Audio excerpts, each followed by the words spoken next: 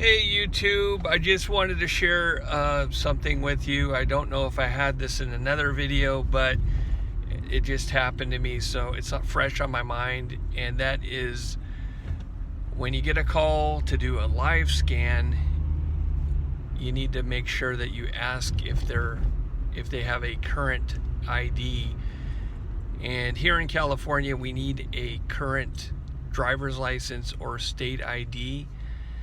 And if they don't have that, then they need to come up with more documentation, like a passport, and then a utility bill, social security card, birth certificate.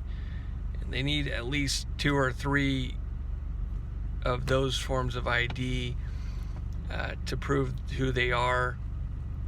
If they have a driver's license, they only need to show that. But since this lady that just contacted me, we go through the questions, and the thing I always focus on is the live scan request form, because normally people don't have that, or they're like, oh, I need that. They just call and they want you to take their fingerprints, but they don't have the live scan request form. So she did have the live scan request form, and then the next question is, how much is it? And then I go through and figure out how much it is, and I told her. She said, okay, great, come on out. And then she asked me, what else do I need? I said, you need the form and you need your current ID, your current driver's license. And then she goes, oh, well, my driver's license is expired. And I'm like, okay, well, then I go through the list of other things that she can use, but of course she doesn't have any of those things that I'm asking her to provide. So then I asked when she's getting her new ID, and she said, oh, it's probably a few weeks from now. And then I'm like, okay, well, you're gonna have to wait for your ID to come in, because I can't take an expired ID. It's not like notary work where in California you can take an expired ID if it was issued within the last 5 years, which I run into occasionally. It's not common as well that somebody has an expired ID that meets those parameters, but sometimes people lose their ID in the middle of their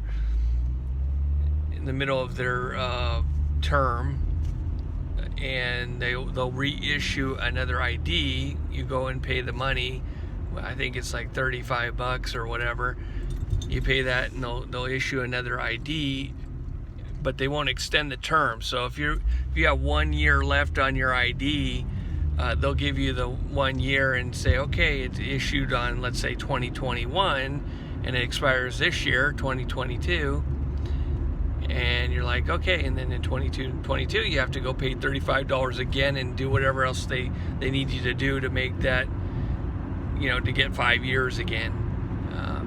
So anyway, so that's the story, and I just want everybody to be aware of that. If you're in California, this is going to be important. If you're getting in the live scan, if you're in another state, you might have different state laws. So it's, this is very state specific, just like notary work. So you can take this with a grain of salt if you're in another state, okay? Because your state Department of Justice or laws may be different in regard to what forms of ID you can accept and if they're expired or not, and so forth. So just wanted to share that with you, and have a great day.